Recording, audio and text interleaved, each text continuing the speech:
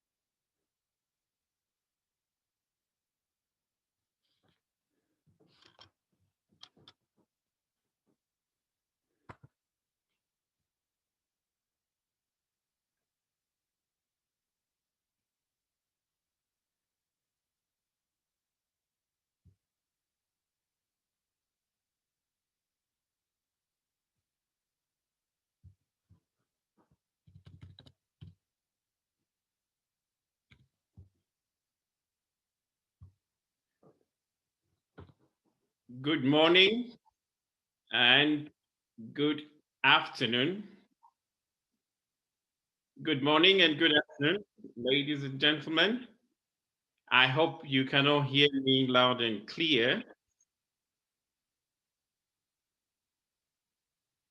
We would like to start our webinar. I'm getting some feedback. I'm not sure whether it is from my end or what exactly is going on. Can you hear me correctly, please?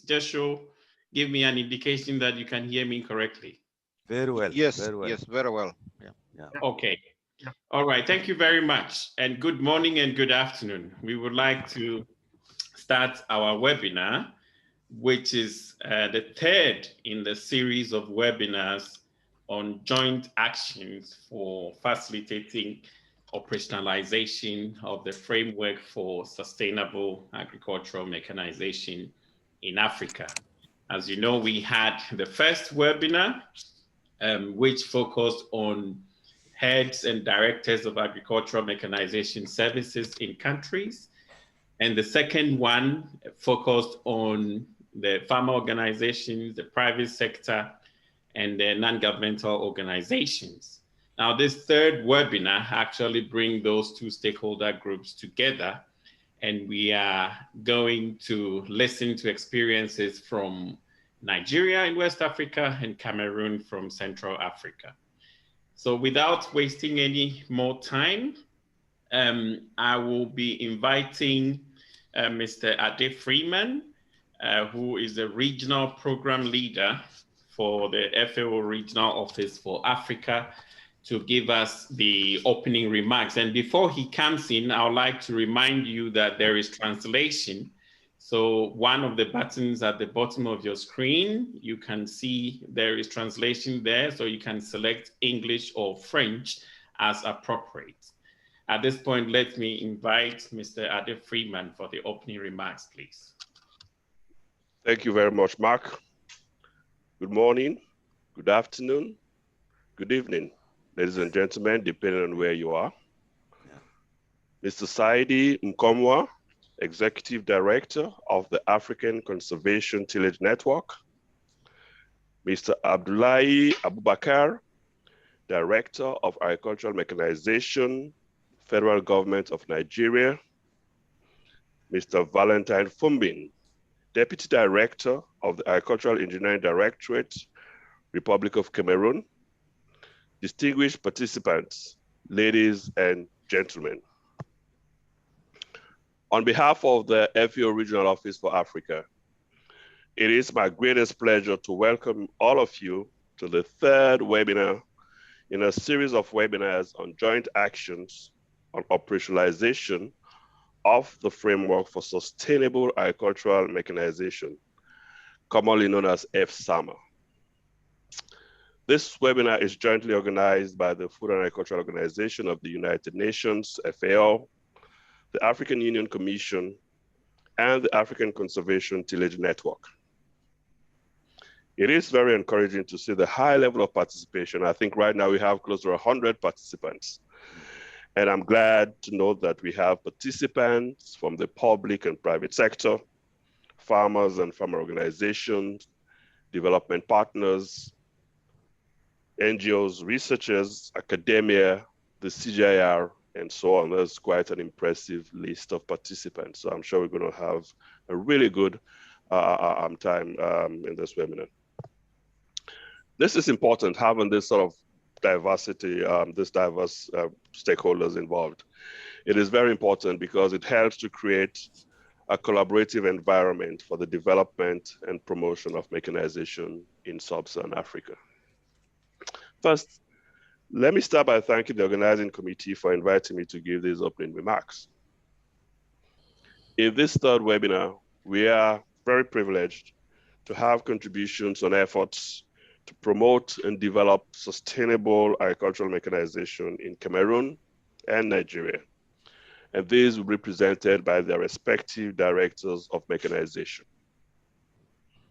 This webinar is also very timely for everyone in Africa, considering that we just concluded the 31st session of the FAO Regional Conference for Africa, ARC 31, where it was emphasized by the member states the need for increased production and productivity in agriculture through acceleration of access and use of mechanization, digitalization, and other appropriate technologies and innovations, I must add.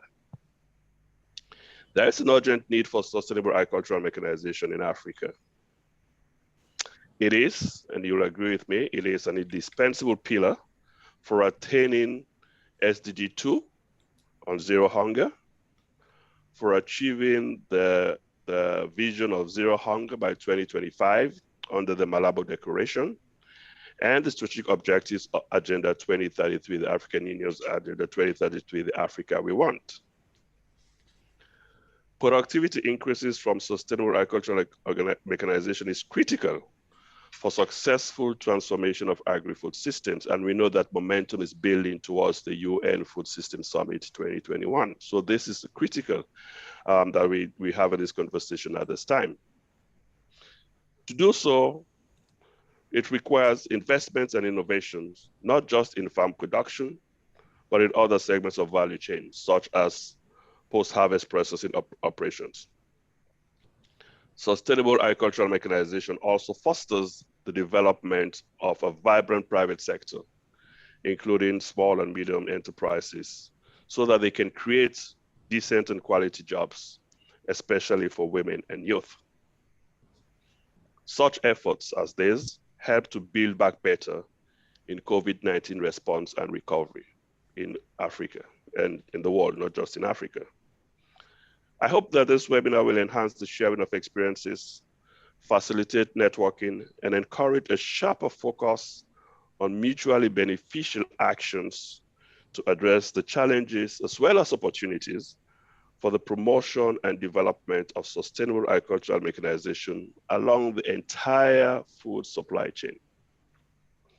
It is very important that the challenges are tackled, that good practices are shared, and are scaled up to fully unlock the potential of the agricultural sector on the continent. I urge all the meeting participants to actively engage in the discussions. Let us commit to playing a part in ensuring coordinated and sustainable mechanization in our spheres of influence. On behalf of the organizing committee, I would like to once again thank all of you for participating, and I look forward to a fruitful deliberations and the recommendations from this meeting. With these remarks, it is my pleasure to declare this webinar officially open. I thank you for your attention. Over to you, Mark. Thank you very much, Mr. Ade Freeman, for setting us off on a very good course, giving us the background to this webinar and the importance, emphasizing the importance of agricultural mechanization in Africa's quest to defeat malnutrition and hunger on the continent. At this point, let me quickly run through the agenda for the day. So it's a very simple agenda that we have for today. We are going to have experiences from two countries, as Mr. Ade Freeman pointed out, that is from Nigeria and Cameroon, the steps they are taking to promote agricultural mechanization. And after that, we will have discussions which will give us the opportunity to address the objectives of this webinar, essentially to ensure that we have created a platform for exchange for stakeholders to discuss these issues on mechanization in countries in Africa, to share those experiences, and also offer us the opportunity to network so that going forward, we will be able to contact people from different countries as and when necessary, all in an effort to promote agricultural mechanization on the continent. So let me just emphasize again to our speakers that there is translation. So please, as you speak, try not to speak too fast so that our interpreters can also hear you clearly and do the translation accordingly. So at this point, I would like to invite our first speaker, who is in the person of Engineer Abdullahi Abubakar, the Director of Agricultural Mechanization of the Federal Government of Nigeria, based in Abuja. Engineer Abubakar will give us a presentation on increasing productivity in agriculture by accelerating agricultural mechanization in Nigeria. touching on ongoing activities and other plans. Please, you have the floor. Thank you very much, Mr. Mark. Uh, Good morning, good afternoon, good evening, depending on where you are from. Uh, Thank you very much, Mr. Ade Freeman. You have really laid a very solid foundation, which I will want to write on. You have talked about mechanization being uh, an important sector of agriculture. By way of introducing the subject matter, increasing agricultural productivity by accelerating mechanization in Nigeria, ongoing activities. I was looking at the topic, but grounding it up with ongoing activities, I was very happy because we have a project that we are about to unleash to the public, and that is the Green Imperative Project. It is a Nigeria-Brazil bilateral agricultural development project, which we brought all the way from Brazil to Nigeria. Next slide, please.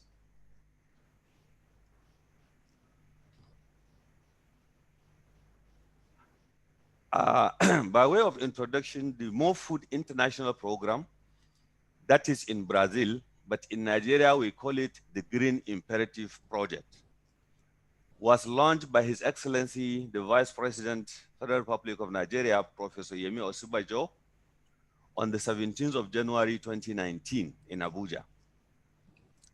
Basically, this project is to create, it was created using the Brazilian model that seek to provide support to agrarian development projects in the country, and also to increase the family farming production in participating countries, particularly Nigeria.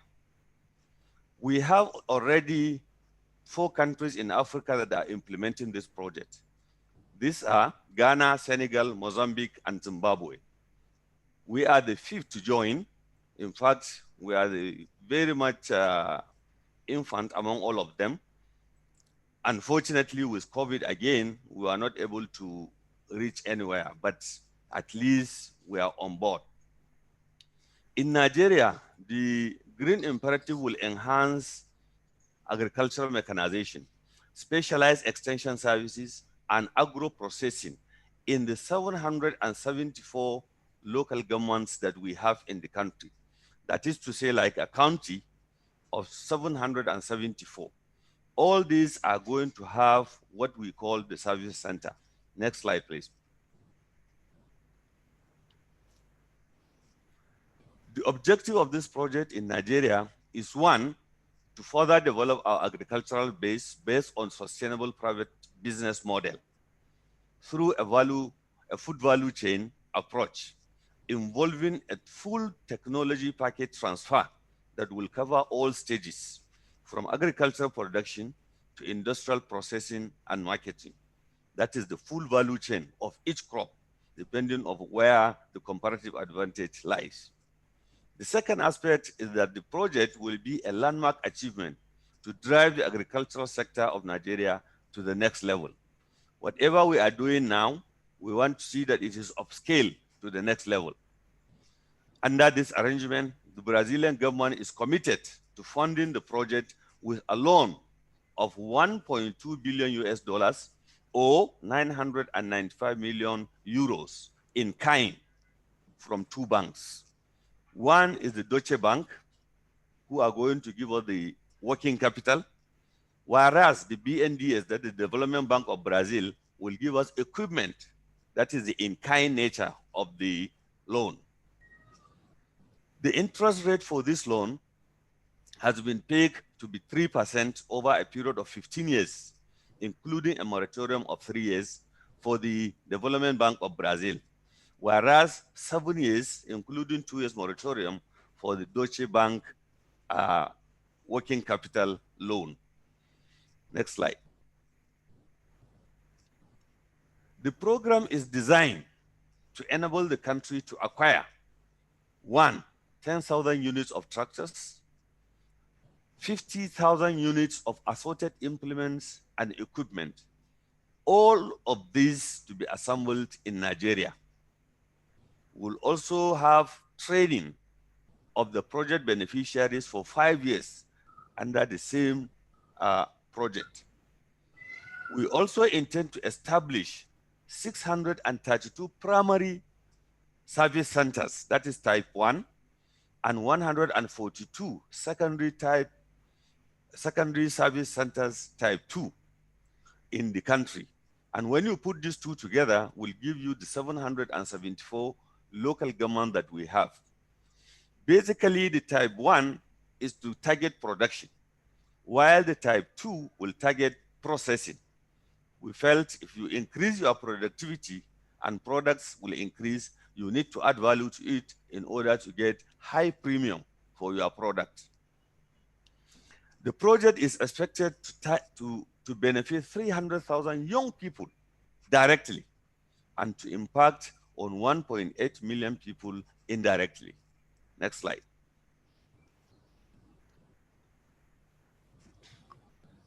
As I said earlier, structuring of this agriculture technology packet transfer is with a view to a business model fashion. The main field level key players will be: one, the assembly plant, which is owned by a private sector; two, the service center operators, also established by farmers; and three, the agricultural enterprises, who are already landowners and involved in agricultural production and processing, local, commercial, and the development banks. All these are going to benefit from this project directly, and they are all private sector. There is no hand of government in it. What government was able to do is to strike the deal for this loan, because the loan is from government to government. But the beneficiaries are going to take this loan and they are the one to pay back this loan. Next slide. Looking at the project cost estimate, we have it in 3 tranches. But because of the developments along the line, we are trying to see that we break it into 2, not necessarily into 3 tranches. These are discussions that will go on with the Brazil government as soon as we get our acts together. For the first tranche, it is going to be supported by the private bank, that is the Deutsche Bank, with a whole sum of 150 million euro to take care of machinery and equipment, working capital, and services such as the training and project management for that particular first tranche. Then the second tranche was supposed to be for public bank, that's the BNDS, and the private bank, Deutsche Bank again.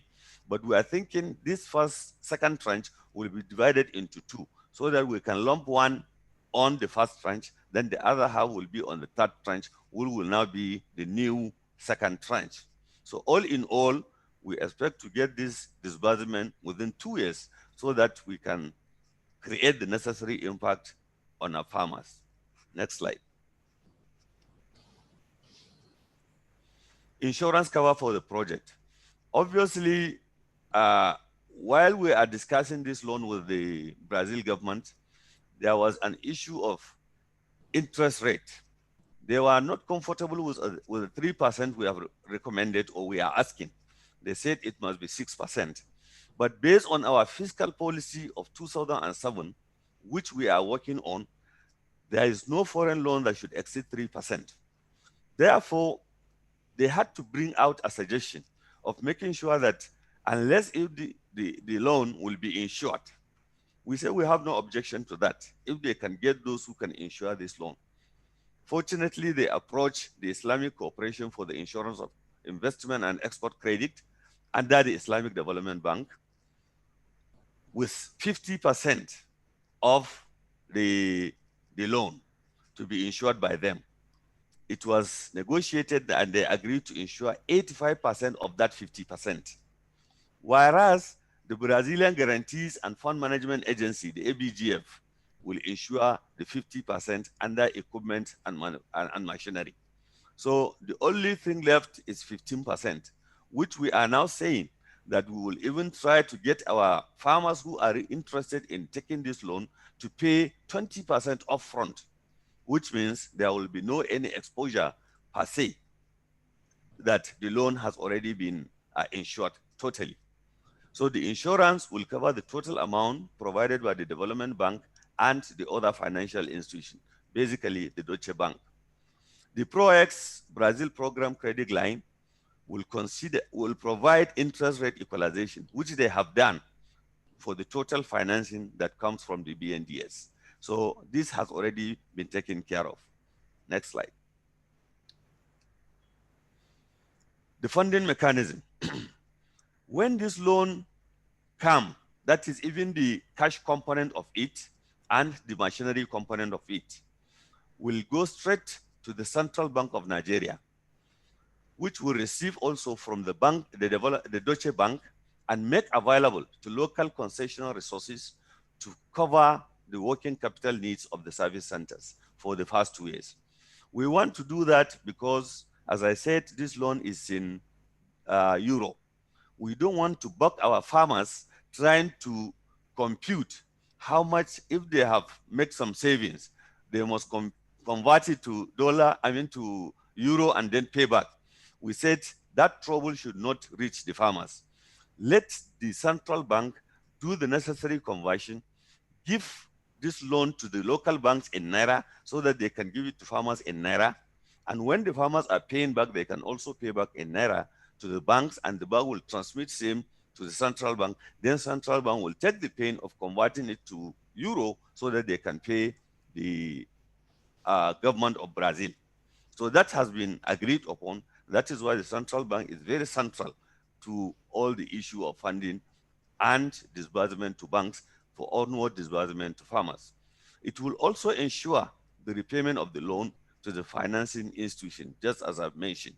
It is particularly crucial for the sustainability of the project, because if you bring in this issue of exchange rate, it is going to demoralize the farmers and it may be counterproductive. Next slide, please. Shipment and logistics. This is the issue about bringing this equipment right from Brazil to the doorstep of our country. To avoid the role of middlemen and trading companies, one of the equipment manufacturers and suppliers will be selected to organize the goods from other manufacturers before they are shipped to Nigeria. This is for simplicity. In Brazil, we have the technical team, and we also have the technical team in Nigeria. So as I'm talking to you now, every week we used to have virtual meeting so that we can be on the same page and agree on the modalities of moving these things. And that is exactly what we have agreed, that one of the equipment manufacturers there will gather all the equipment that are supposed to go to a particular center and to a particular assembly plant for shipment. The moment it is shipped and arrive the port in Nigeria, it becomes the responsibility of Nigeria to take it from that particular port to the assembly plant. This is an important phase of the project implementation where the goods shipments are organized according to the needs of each service center. The moment they come at the port, we already label it, we know where it is going in terms of the assembly plant, and after it has been assembled, it goes straight to the service center at the local government level. FGV, in collaboration with the Federal Ministry of Agriculture and Rural Development technical team, will manage all the processes until the goods are shipped from Brazil up to Nigeria. And that is the technical committee I'm talking about. We here in Nigeria and those one in the FGV in Brazil, we are working hand in hand to make sure that things go smoothly. Next slide, please. The equipment providers. In fact, during one of our visits to Brazil, while negotiating this loan, we found out that there is a very clear guideline prepared for this project. That is, the equipment providers are selected considering the guidelines they prepared by the FGV and by us, with the support of the Brazilian Machinery Builders Association, that is ABIMA. In fact, they were able to give us a list of 38 companies, which we visited only 18, to be sure that the equipment we will need are definitely available. Because for a smallholder farmer in Brazil, I want to tell you that is a big time farmer in Nigeria. Therefore, the equipment they are using we will not just go into it, but we have to look at the equipment that is really commensurate to our level of farmers and to our land availability. So a technical criteria to be applied during the selection of these manufacturing companies to supply to the project. All these are conditions that the Brazil government has set for its manufacturers to follow. The moment you are out, you don't have any of these, then you will not be able to supply any equipment to any country under this particular program. So we are now going to look at some of these details when we are selecting the companies that we are going to engage and make sure we take equipment from them based on this criteria. Next slide. Then back into Nigeria here, we also have to select private operators that we know are definitely going to break even and possibly pay back this loan without tears. The selection of the private operators to run the service center on hire purchase principle will be in line with the technical criteria below. We have been able to come up with a criteria which during our advert will make all the prospective operators to know about it, and they should abide by it so that during selection we will be able to select first, two, and third from each local government. Because in the event anybody could not make it due to one reason or the other, the second person can now be considered. Then the best candidate evaluated in this transparent process will now sign the contract with the Federal Ministry of Finance, Budget and National Planning. Then he will receive the machinery, the equipment, and the capital, and the working capital, and even training, because the training will be to the staff of that service center so that they can know how to really manage this equipment profitably. Next slide.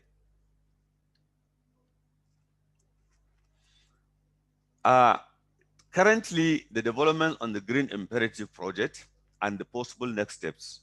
As I said earlier, the COVID-19 has really slowed us down, but we are still making effort to see that our morale is not dampened.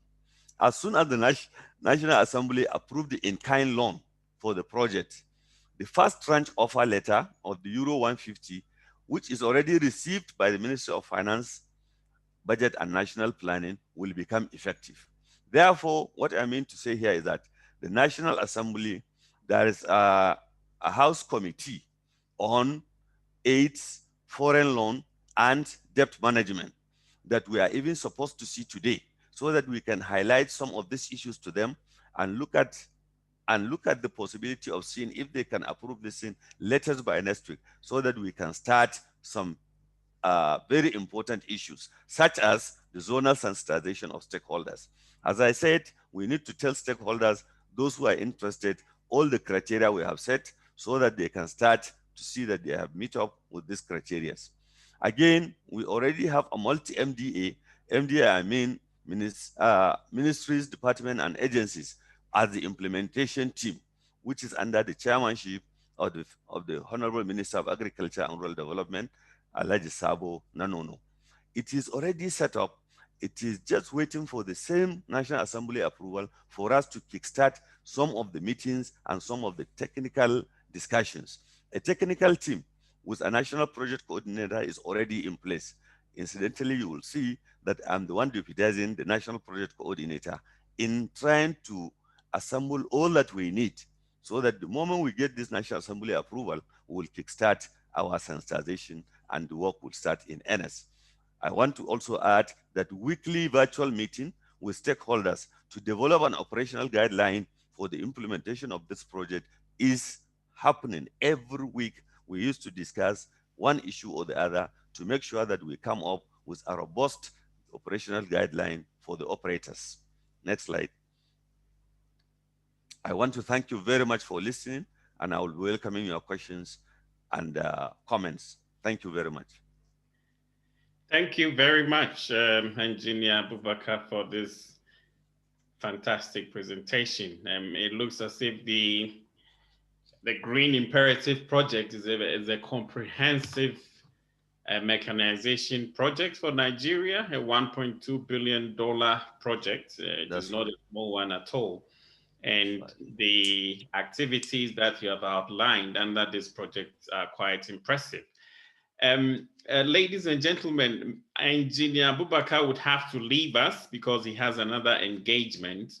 But before he goes, he will be able to take a few questions. So please, you are invited to ask your questions. And for those questions that he's not able to answer before he leaves, please type them also in the chat. Type your questions as well in the chat so that we will collect all of them and make them available to Engineer Bubakar for responses later. But for now, it is open for you to ask him a couple of questions before he leaves. So let's see. If you have a question, please raise your hand and I will call you and you can ask your question. There is a button for raising hand. Yes, okay. So I see Stanislaus. Please go ahead and ask your question. Thank you very much, Mr. Moderator and Engineer Bubakar. Thank you very much for that interesting and I should just call it a well-meant presentation of the intention of the Nigerian government to go into agriculture mechanization. But my question is, you had said as part of the insurance, you would like the small-scale farmers to be able to pay 20% upfront. Is now, once they pay that amount of money, will they be able to acquire the machinery without machinery? I thank you.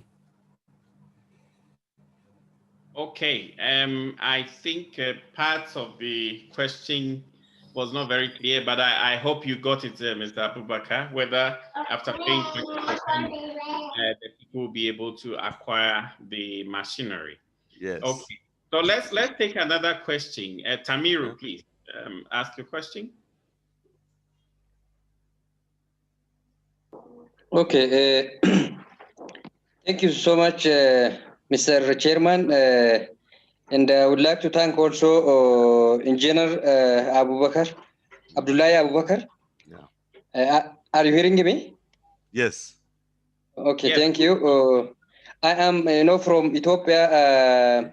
How you see the land fragmentation and the mechanization? You know, the very challenging issue in Ethiopia is land fragmentation, which related to Ethiopian agriculture or land policy, and how we can deploy huge agricultural machinery to this fragmented land. Thank you. Thank you very much. I'll take 3 more questions and then I'll give the opportunity to Engineer Abubakar. So Yakuba, please go ahead.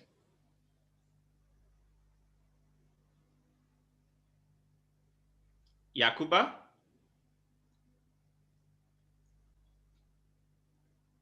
Yakuba, you are muted. Okay, let's go to Walter. Walter, please ask your question.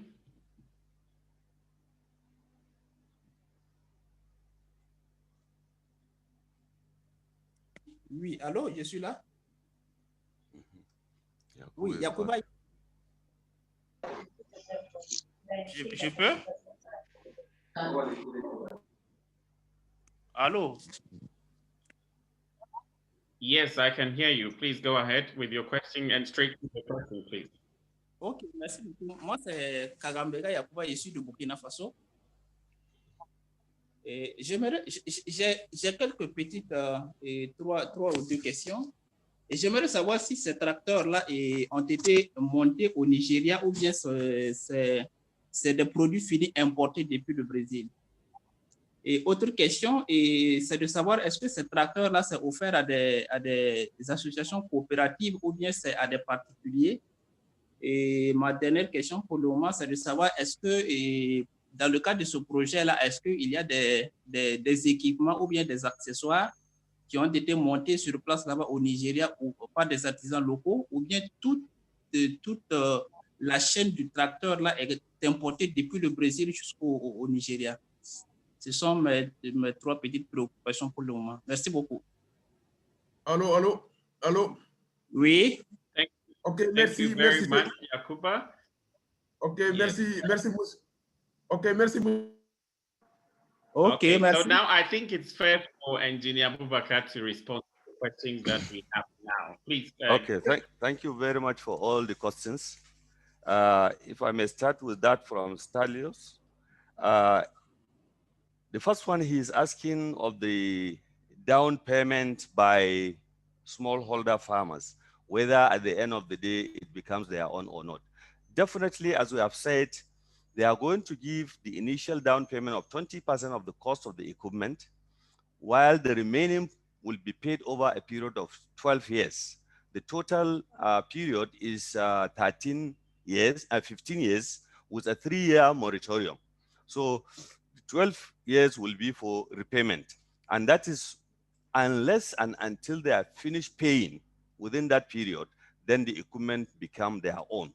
But before then, in fact, the documents for that equipment, the insurance cover on it and what have you, is not going to reside with them, but until they finish paying, it becomes their own. Then the second question from Tamiru. Yes, I agree there are land fragmentation in Nigeria also, but I want to tell you that in Nigeria, we have 97 million hectares that is arable, even though only 40% is under cultivation right now. So efforts are being made to see that we even increase the land under cultivation.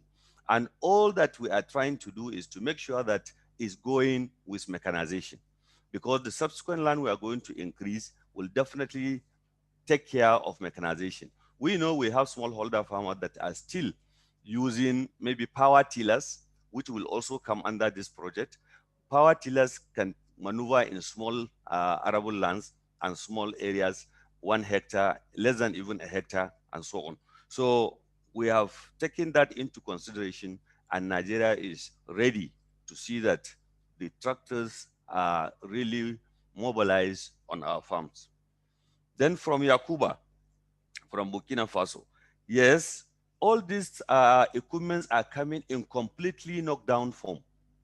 The reason being that in the 6 geopolitical zones we have in this country, you find out there is one assembly plant in each of them. Unfortunately, they are moribund. So this project, in a way, we want to use it to resuscitate these assembly plants so that we can assemble these equipment in-house with the engineers coming from Brazil and our home engineers to at least have cross-fertilization of ideas so that we can assemble them and make them useful to our people. So at the end of the day, we give out these tractors to even individuals, but under a corporate name, because there is going to be a loan component that you will pay over a period. So we don't want to give an individual who, if he happened to become demised, he will not, we cannot say is a bad debt. But at least for a corporate name, there are board of directors who can sustain and continue to pay on this tractor. So also the cooperative. The cooperative is not one person, but they can come together, and that will give them also the audacity to be able to pay the 20% that is required. And then the issue of assembling. We are assembling the whole tractor itself and the other equipment. We believe this is the agreement we have reached with the Brazil government and the machinery manufacturers. They are ready to come and assemble them in country with their technical people and our people who can also understudy them and get this thing assembled. I think I've been able to respond to the questions. Thank you very much.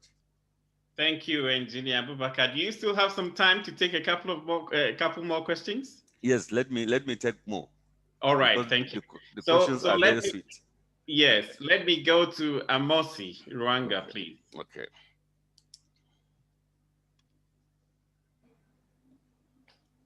Oh, thank you so much. Actually, I'm from Tanzania.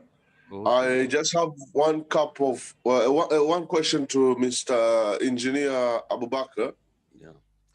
My question is, because you mentioned this program is just being contacted in 3 countries in Africa. So what are the procedures to be contacted to other countries in Africa? Thank you. Okay. Thank you. Let's go to Seife Ayele. Thank you very much, Mr. Chairman. First off, may I note my personal pleasure to hear and see my former colleague and a good friend, Dr. Ade Freeman speaking. Ade, good to see you, good to hear from you. Yeah. And that said, my question to Mr. Abubakar is about the suitability of the technology you chose. Clearly, Brazil and Nigeria, the rest of Africa, do not necessarily have similar contexts. Farm sizes are very large in Brazil. Farmers are not like agribusinesses, if you like. I'm just querying the suitability of the technology you are bringing to Nigeria, and particularly the potential for small non-organized, like subsistence and semi-subsistence smallholder farmers. That's question number 1. And number 2 is the environmental suitability of these technologies. This presentation is about sustainability. So I would like to hear from you, Mr. Speaker, the environmental sustainability or suitability of the techniques that you are bringing from Brazil. Thank you. Thank you. Next is Martha Iriama, please. Yes. Good afternoon, everyone. Yeah. I would like to thank engineer for that presentation. I want to talk something about the sustainability. In this presentation, I was not clearly seeing the sustainability, how it is ensured, especially from the farmer side. Because as he was presenting, he mentioned something about the Central Bank of Nigeria coming in to do the repayment of loans and so on. How are the farmers coming in strongly to take the part in sustaining this particular initiative right from the beginning? Because normally when we don't involve them at the beginning, you find that they have really not owned the project in its sense. We had an experience where we had it in Uganda here. I am Martha, actually from Uganda. We had one of the trials by the central government. They brought tractors, but the involvement of the farmers themselves was so limited that at the time the project ended, the whole thing did not work. So is it something that we need to ensure that the government of Nigeria involves these farmers right from the beginning, and maybe creating strong structures, farmer structures that can really be able to take it on? So it's important to have that sustainability maybe clearer also in the presentation. Thank you. Thank you very much. Let's take the last question from Maurice. Maurice Tabiano, please. Thank you, Mr. Chair. My question is just very briefly to our colleague engineer Abubakar. First of all, I want to thank him for the nice presentations. There is 2 things we need to look at it. Once, we need to know exactly the target of the loan. Who are the targets? Is it the individual farmers or group of farmers? And the second question, in terms of operationalizations of the machineries. From example, are they giving to the farmers group in the service centers or where they can keep the machineries and they can maintain it for sustainability purpose, or they will give it just to the group and then they can take care of it. They can they can take care of services and or everything, or they have the service center for those machineries. And the last one, in terms of the loans, what are the payback in terms of interest? Is there interest involved or it's not? If it's involved, how many percent of this percentage? Over to you. Thanks.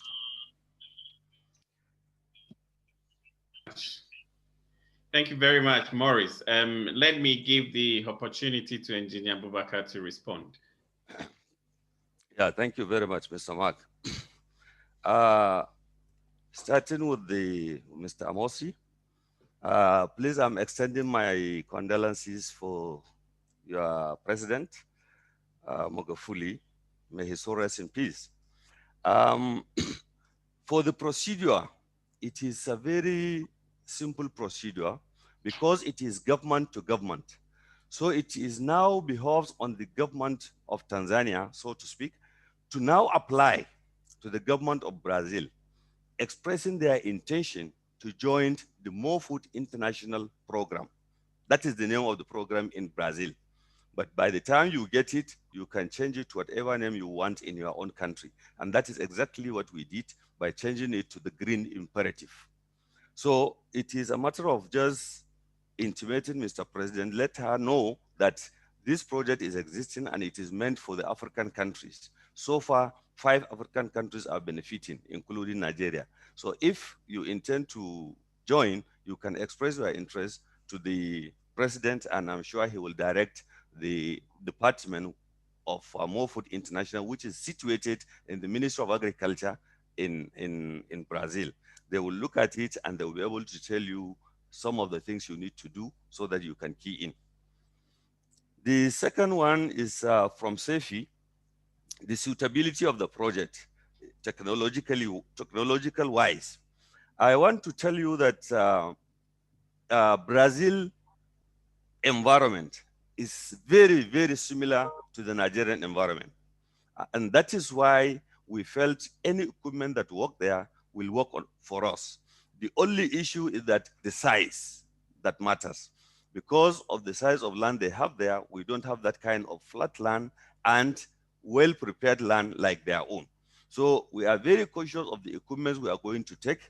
We must take those that can be easily handled by our farmers because of their level of technology, and also the area that we are going to deploy this equipment must be such that this equipment can easily maneuver their way to be able to at least work on that particular land, because we have a very densely forested areas which need to be cleared before we even deploy tractors.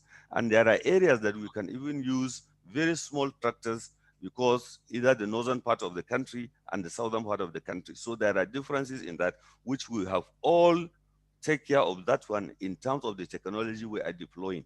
We are deploying only that technology that we know is suitable for our environment. That is, in terms of the equipment they are bringing, it will be equipment that will really be manageable size that we can put into use here. Then the third aspect is the issue of the central bank that I brought in. You see, this loan, as I said, is denominated in euro. And you will agree with me that there is fluctuation of the exchange rate every now and then. So we are really trying to protect the farmer by bringing this money in hard currency to the central bank.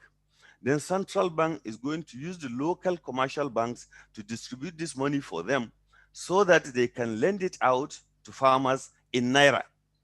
That is the nomination we have. So that these farmers, when they use this equipment, they will be able to get some profit and pay back. Paying back will just be in Naira. If they collect 100,000 Naira, they return 100,000 Naira. However, the issue of interest is also there. Under this particular project, we make sure that it is a single-digit interest rate. When you go to commercial banks to borrow money, you have to pay either 22 to 25%. But this one being a developmental project, which we really want to assist our farmers, we have pegged it to be below 10%. It is 9%. And that 9% will include the interest of 3% that we are paying back to Brazil government. Even though with the conversion, what we found out to be is that it will be 5%. But it's okay because it is because we are paying in that hard currency. That is why it has to increase. If we are lucky, our exchange rates, our Naira becomes stronger, we may even be paying less than that 3% that they have mentioned.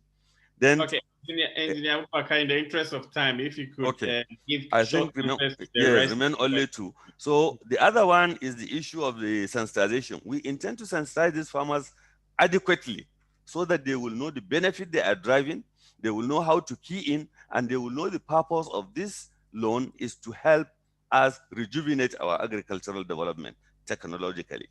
Then the other question is issue of target of the loan. We are targeting generally our farmers, be it small farmer, medium, and large. We know a small farmer may not be able to buy a tractor, but if the medium farmer bought this tractor, he cannot say it must be my farm alone. I'm sure by the time he finished preparing his own land, he will be available for the other farmer to pay a token and then get his land also prepared. So it is going to help all of us.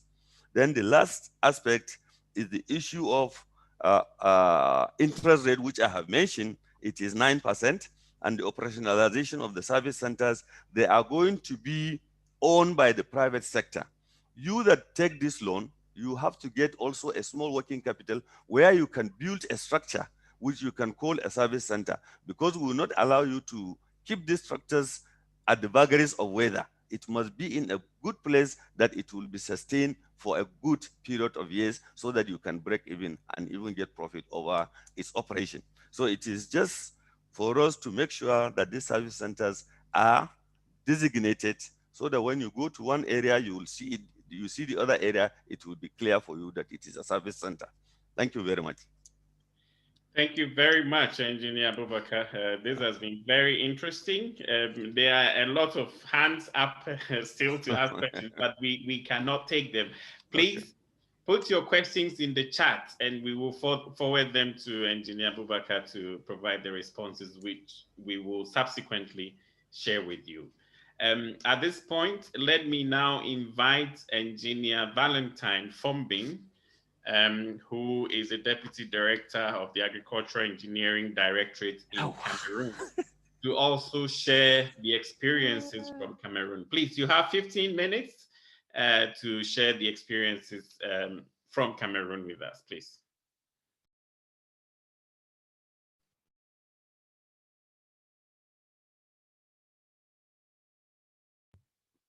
Please, you are muted.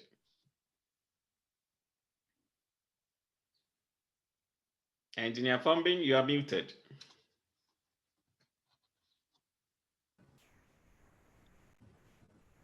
Okay.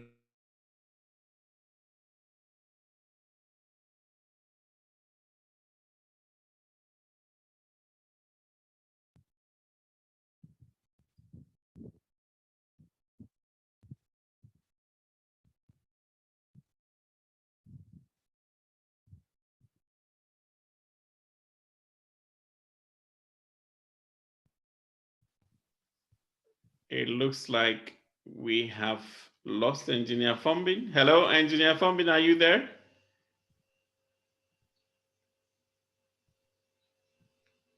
Colleagues, can you hear me? Yes, we can hear you, yes, but yes, we can't can hear hear you. Engineer Okay. Fombing.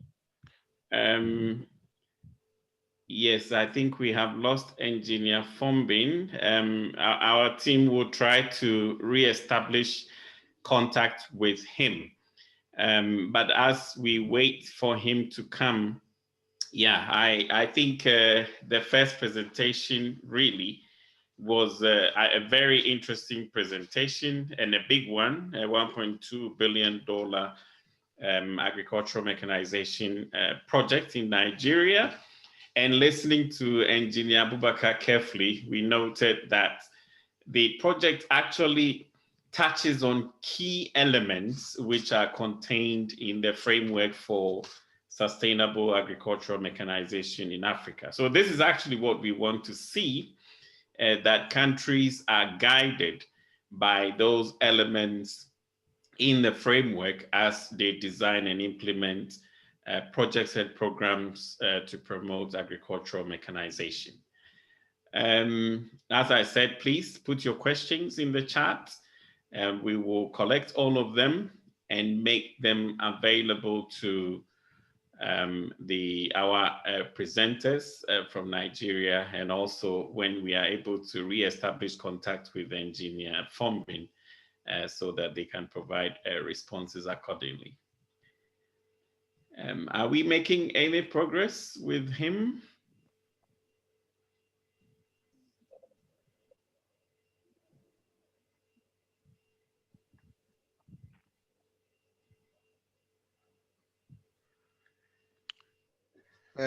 Mark, can you maybe ask Mr. Fidel? He's from FAO Cameroon, and he's with him to inform us what is happening. Maybe if Fidel can hear us. Yes, Fidel, if you can hear us, please give us some information on what is happening with the connection of Engineer Fombin. I'm checking to see whether Fidel is connected, but I cannot see him also connected here.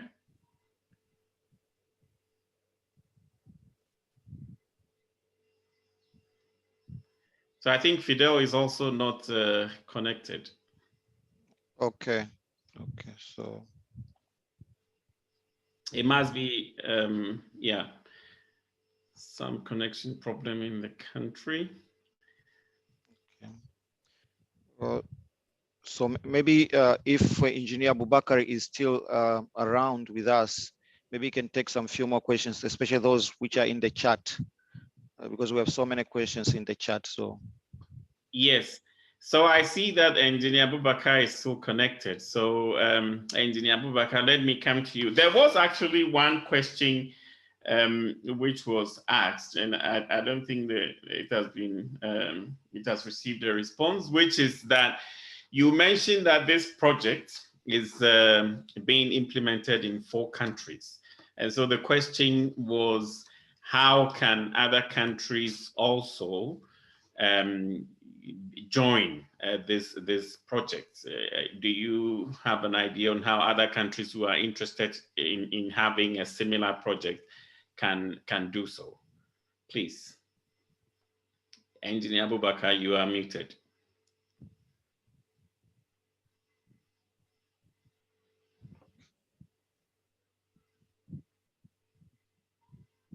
Hello, Engineer Abubakar, are you still there?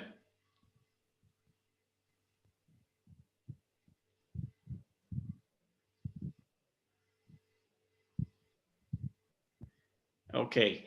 Okay, yes, I see him coming back on. Please go ahead. Yes, he has gone out. I think he's having some other things engagement, so he's not here again. Oh, he's gone. Okay, right. Gone, yes. In fact, he had indicated that he had another meeting, and so he had to leave. All right, that is fine. That is fine. Thank you very much. Colleagues, we are still trying to reconnect with Engineer Fombin from Cameroon. We haven't been able to do so, but let me give you the he's now connected. He's now connected. Okay, good. So we have Engineer Fombin. Please go ahead, and we have lost a bit of time, so we will entreat you to also try and summarize your presentation. Please go ahead. Bonjour, bonjour. Bon après-midi, bonsoir à tout le monde. Je m'appelle Fombin Valentin, ingénieur agronome, sous-directeur de la mécanisation agricole au ministère de l'Agriculture du Cameroun. Ce matin, le sujet, les efforts pour promouvoir et développer une mécanisation agricole durable au Cameroun. The next slide. Le plan d'exposé. Oui, merci beaucoup. Sur mon plan d'exposé, il y a l'introduction, il y a les actions courantes de la mécanisation agricole. En matière de gouvernance. En deuxième position, en matière de l'amélioration de la productivité. Et en troisième position, le renforcement des capacités. En B, il y a les défis et contraintes majeures. En première position, là, il y a les défis actuels de la mécanisation dans le pays et les contraintes actuelles. Et puis, perspective et conclusion. L'autre slide.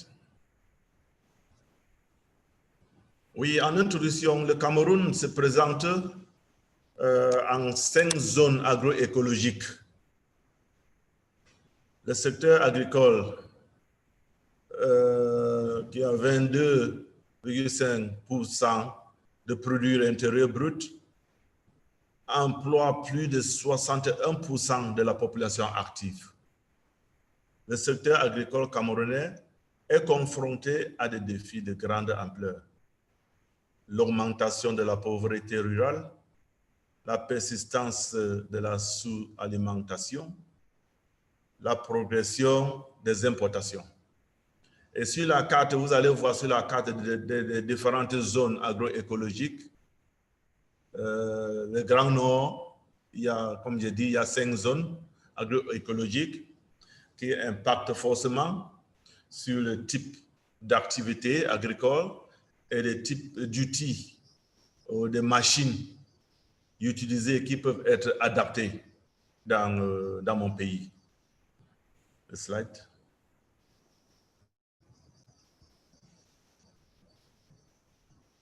Les actions majeures. En matière de gouvernance, il y a l'existence de plusieurs sociétés de développement de la filière. Oui, plusieurs existences de développement de la filière à forte valeur d'action en faveur de la promotion de la mécanisation agricole dans le pays. Il y a les mesures incitatives à l'investissement. Par exemple, l'exonération de droits douaniers à l'importation de certains types de matériel et équipements agricoles. Il y a une stratégie de la mécanisation agricole qui a été élaborée et validée en 2011 sur le concours appui de la FAO. Et tout récemment, il y a la politique publique de mécanisation agricole qui est en cours de finalisation. Il y a aussi le manuel de procédure de subvention en intrants et équipements agricoles qui est déjà élaboré.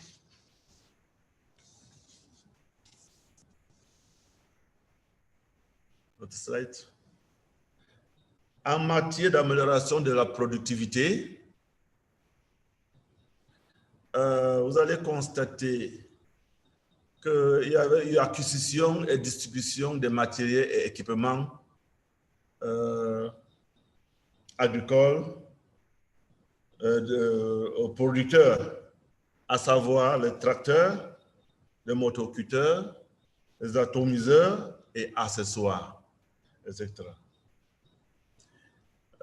L'État a eu à créer 6 pôles d'engins agricoles dans les bassins de production dans les pays et 10 pôles d'engins d'entreposage dans les chefs-lieux régionaux, parce qu'il y a 10 régions dans le pays. On avait créé 10 pôles d'entreposage. Il y a eu la création et équipement de 4 centres de conditionnement de semences qui utilisent certains équipements pour conditionner les semences qu'on distribue maintenant aux producteurs. Il y a les appuis aussi à moyens de mécanisation par les projets qui sont dans le ministère de l'Agriculture et du Développement rural du pays. Aussi, il y a la création d'une unité de traitement agricole par voie aérienne.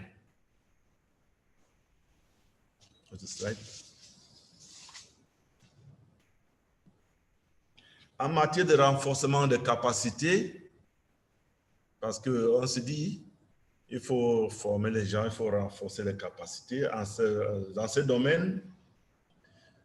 Bien évidemment, matière de renforcement des capacités. The next slide.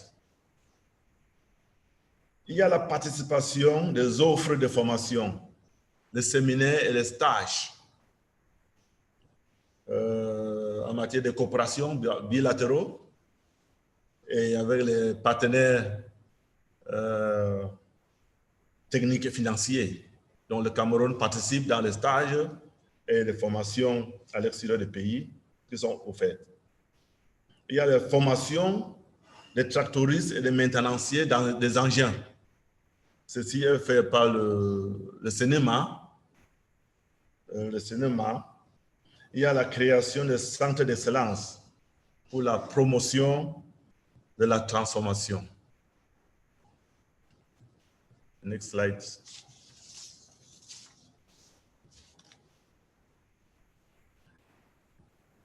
En matière d'aménagement des terres dans les pôles de production, il y a appui aux aménagements des espaces agricoles. Il y a les périmètres hydro-agricoles aménagés, d'où il y avait 740 hectares de terres déjà aménagées afin d'utiliser les machines. Puis il y a aussi l'ouverture des pistes agricoles et réhabilitation des pistes agricoles. On utilise les machines pour ouvrir les pistes. Et dans cette optique, il y a eu 633 sur 775 km de pistes agricoles réhabilitées, 16 sur 17 pistes agricoles réhabilitées, et puis 87,2 sur 87,2, 100% km de routes bitumées vers les bassins de production. Bien évidemment, en matière de la mécanisation au Cameroun, il y a bien les défis et les contraintes. On a un peu ressorti les contraintes majeures et les défis, à savoir les principaux défis sont relevés en vue du développement de ce secteur sont la structuration des interprofessions, qui n'est pas facile, l'accès au taux technologique à forte productivité, le taux de mécanisation, la formation des producteurs aux techniques culturelles modernes, la mécanisation agricole et les liens fonctionnels avec les agro-industries, l'adaptation aux effets des changements climatiques. En matière de changement climatique, c'est un problème, c'est un grand défi au Cameroun aussi. La résilience face aux fluctuations de prix, mais oui, fluctuations de prix. Le réajustement de l'âge des agriculteurs et l'émergence d'une classe de jeunes entrepreneurs agricoles, etc.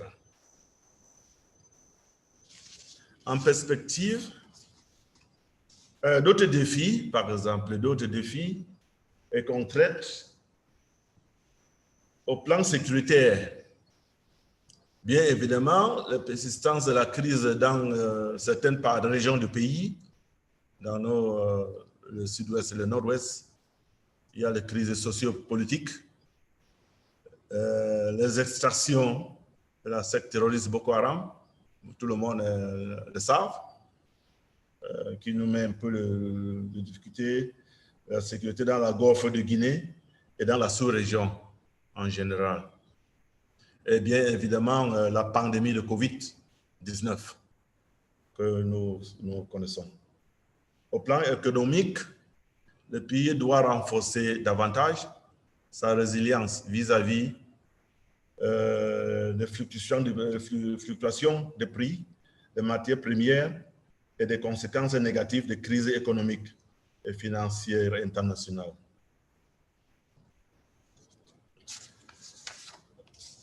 En perspective, en certain résumé, on entend Mettre en revue le plan stratégique de la mécanisation agricole de 2011 qui était sur le concours de la FAO, qui n'ont jamais eu sa mise en œuvre. Le gouvernement entend aussi acquérir les engins de labour selon les zones agroécologiques et de culture. Instaurer un système de normalisation et de certification des matériels et équipements agricoles avant leur importation. On va continuer, bien évidemment, à encadrer et former les producteurs en matière de mécanisation agricole à travers les projets et programmes qui sont dans notre ministère. On va aussi continuer à encourager et accompagner les producteurs dans le secteur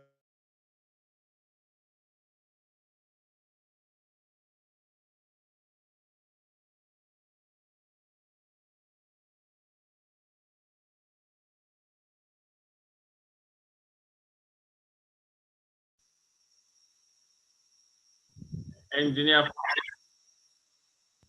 and the interpreters cannot hear you, please.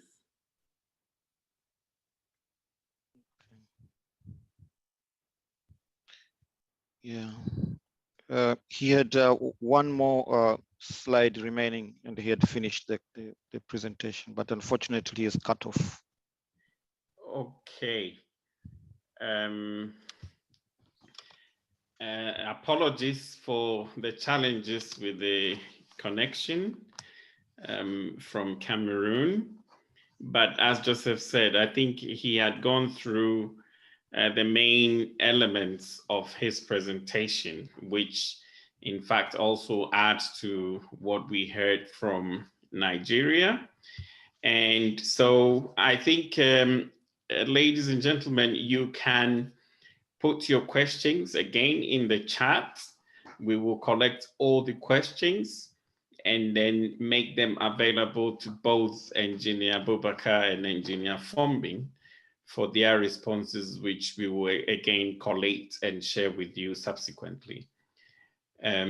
So at this point, let me open the floor to you, not to ask questions, but perhaps share some experiences you might have in your countries, which relate to the two presentations we have had so far.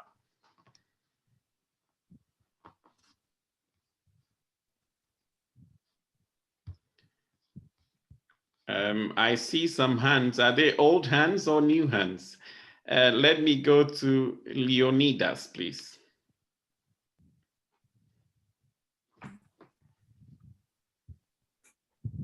Thank you so much.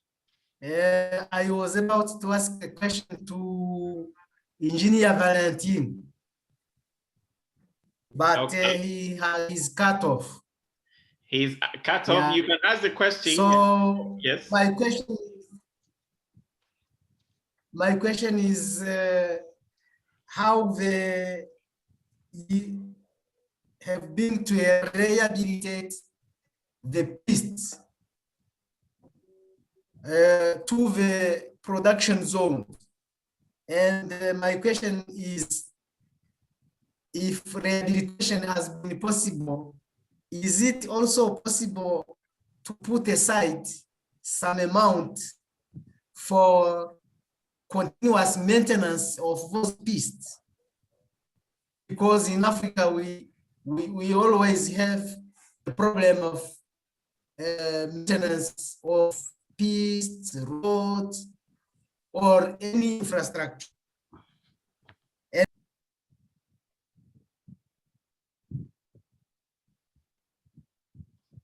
Okay, it looks as if we lost the colleague who was asking the question, but I think he was asking about maintenance. What provisions are being made for maintenance? Okay, let me go to Jacob Mayol.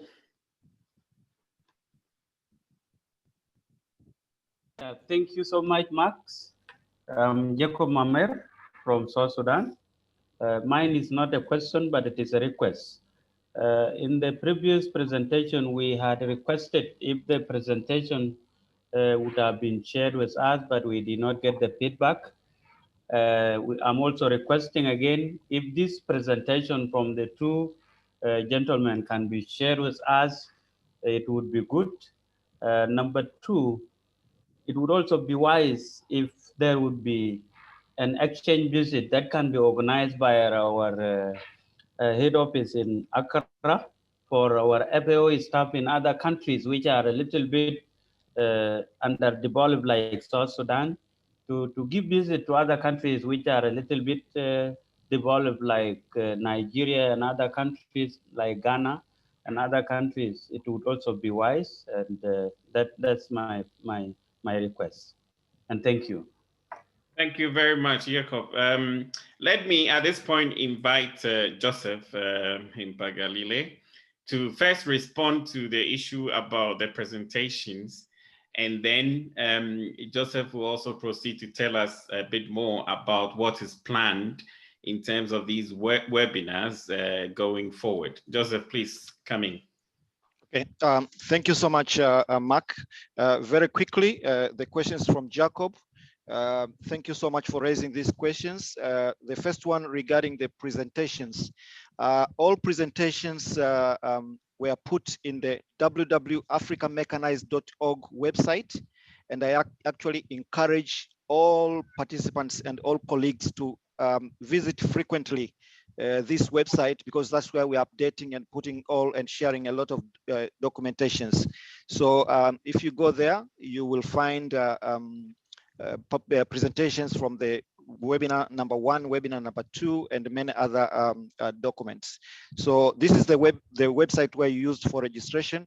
So just visit it and download whatever presentation you want to download. And the presentations from today's webinar will also be available in that website as well as soon as possible. The second suggestion of study visits from one country to the other, I think is in general is a good suggestion, and I think we'll take it, and then we'll see how it could be infected. I could not promise anything now, but I think it's a good suggestion, and it's worth working on it. Now, colleagues, let me. And maybe before that, I also wanted to say, Engineer Fombin mentioned that they are going to try to review their agricultural mechanization strategy, and the FAO, especially our team on mechanization, is available to provide technical support in that process.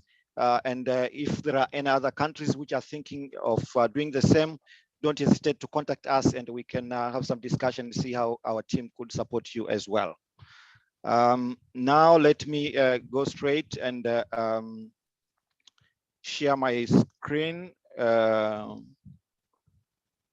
very quickly. Okay.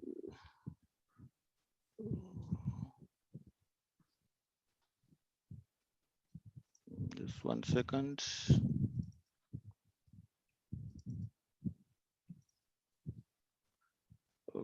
Okay.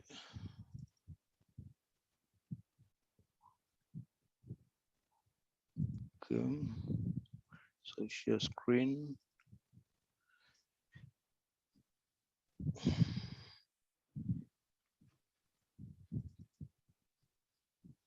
Okay, so I'm going to make a very quick presentation just to take you through the F-Summer webinar series. So as we promised last year, we'll continue the series this year. So I'm just going to show you, the upcoming webinars, and once again, encourage and invite you all to participate, not only as participants. Here you have a chance also to participate in the actual webinar itself in terms of presentation, sharing your experience. So don't hesitate to contact us if you want to, take part actively in the preparations, in the actual conducting of these webinars. I think this is for all of us, and we are all invited to join hands. So the webinar we have today is the third webinar. And as we have already seen, we had experiences from Nigeria and Cameroon. And as Mark said, all questions in the chat will be shared with the two presenters, and then once they send their replies, we'll post them in Africa Mechanized website. So please visit Africa Mechanized for the updates. The fourth webinar is scheduled for May, early May, and this webinar will focus on element number 1 of the summer framework, and it will be around the subject of the impact of paradigm change shift on the development of agricultural mechanization in sub-Saharan Africa. It will deal mainly with the issues of farm power, which even today we have also seen what Nigeria is doing with regard to farm power and machinery. And then webinar number 5 will come towards the end of May. And this one will deal with element number 2, mainly the issues of innovative financing mechanism for agricultural mechanization. So finance issues. Webinar number 6 will be a moderated workshop, and it will be to develop some kind of a problem tree and objectives for a shared sense of understanding and purpose and action, contributing to FSAMA operational plan and the program for SAMA flagship project. So this will bring in especially the directors and heads of agricultural mechanization from the participating countries, and then we'll brainstorm and improve or come up with something which eventually will lead to a flagship project. So I think this will be very exciting, and I'm looking forward to a very good discussion on that webinar number 6. And then webinar number 7 will be again hearing from countries. 2 countries will be invited and then make presentation on what they're doing on agricultural mechanization, just like what we had today. And then webinar number 8 will come around August, and this will deal with the issue of manufacturing, test standards, and distribution of agricultural machinery. So this is element number 3 in the framework for summer. And then in September, we'll have webinar number 9, which will deal with the role of professional associations in spearheading sustainable agricultural mechanization in Africa. And we'll focus, or we'll invite regional and national associations. So this will be a chance for national associations or regional associations to share with us, their role and what they are doing to promote and develop sustainable agricultural mechanization in the continent. And then webinar number 10 will be a discussion paper again, and this will base on social sustainability and the roles of small-scale farmers, women, and youth. And FOU will lead in the preparation of this paper. And again, I think this is going to be a very exciting webinar where we'll invite women and youth to participate and see how they can also contribute on the efforts we're making on sustainable agricultural mechanization. And then to end the webinar series for this year, we'll have webinar number 11, which will be around November. And this will be a webinar to kind of conclude all what we have discussed in this year, and then look forward and see what we could do in 2022 in our effort to promote and develop sustainable agricultural mechanization in the continent. So thank you so much, Mark. This is in brief what we have, in plate coming, coming up later this year, starting from May. Thank you so much. Over to you. Thank you very much, Joseph. It is a very rich menu indeed that we will look forward to. There was a question from Rose in the chat, which was asking about whether there will be a webinar addressing the gender issues in mechanization. I think you have touched on it, that one of the webinars will specifically address those issues, including women and youth. Thank you very much. At this point, let me invite Engineer Saidi Nkomwa, who is the Executive Director of the African Conservation Tillage Network and also a key partner in the organization of these webinars, to give us a closing presentation, which also offers some perspectives on this whole issue of disseminating the FSAMA. Please, Engineer Nkomwa, you have about less than 5 minutes because we have to close by 10:30. Please. Engineer Said, should I project? Yes, please. Yes, please. Thank you very much, Mark. my task is simple to give the closing remarks for the webinar. And what comes beforehand is to thank a thank you note to the organizers, the AU, FAO, and ACT, but also the country representatives, Engineer Abubakar. I'm sure you will all agree he made an excellent presentation, and also Engineer Valentine Fombin from Cameroon. But the participants, you participants, have also been very valuable. We had 300 registered participants from 60 countries, 4 of them being from Africa. The participation of women was 18%. However, the actual turnaround was 161 participants, which is a fairly good number. And this shows the enthusiasm on the agenda. We also thank very much the translators from English to French and French to English, so that most of us could follow the discussions. Special appreciation to the African Union Commission for taking the leadership to operationalize the summer and using the African Mechanized platform, and also with technical support of FAO. We are also reminded from the discussions that there are competing paradigms on the way forward. Some of us are looking at smallholders versus medium-scale farmers, small tractors, as you had said, other people asking on power tillers versus big tractors, food safety versus chemicals, and of course, conservation agriculture as part and parcel of sustainable agricultural mechanization. All these require us to have open dialogue to find out truly what works best for the African businesses and the African farmers. The outbreak of COVID, it has made mechanization even more important. Investments in Africa, I think the 1.2 billion investment from Nigeria is a clear indication that the African governments are serious. They are taking leadership, and they are investing in mechanization as element 2 of the summer is asking us to do more of that. But also the role of mechanization in getting hunger and implementing the Malabo Declaration became very clear, as well as the issues of building sustainable development.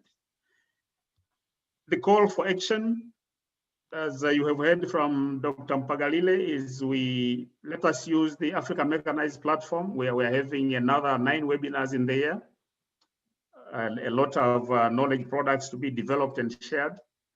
But these coming webinars will be organized differently. So we'll be having individuals to prepare the discussion papers. We'll be asking some of you to review those discussion papers and some of you to be discussants. But we also require a number of people to come forward and volunteer as individuals who can prepare these papers, who can review the papers, and so on. So thank you very much for your participation. The webinar, as you know, has been organized jointly by African Union, FAO, and ACT. And it's my pleasure to say, we are looking forward to a prosperous period to get the summer implemented. Thank you very much, and back to you, Mark. Thank you very much, Engineer Nkomwa, for closing the workshop. And thank you all very much for your time and your questions, your participation. I have put the website, the address of Africa Mechanized in the chat, which you can use to access all the documents. Thank you for coming, and have a nice day. Thank you so much. Thank you.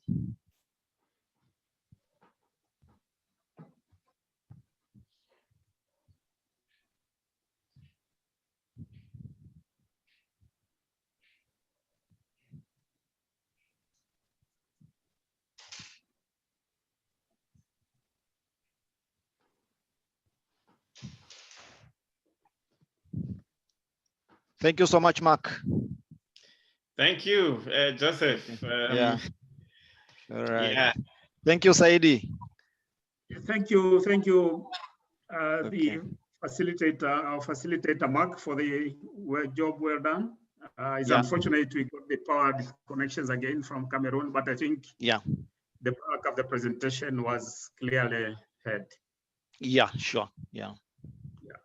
These things happens, and but he was about to finish. He was just at the end, but yes. Yeah. Okay. Have a good day, and bye-bye. Thank you. Thank you so much. Thank you. Thank you, Priscilla. Joseph. Thank you. What happened? No, I think maybe they had some power cuts or something. You know, once you are cut with power, then it takes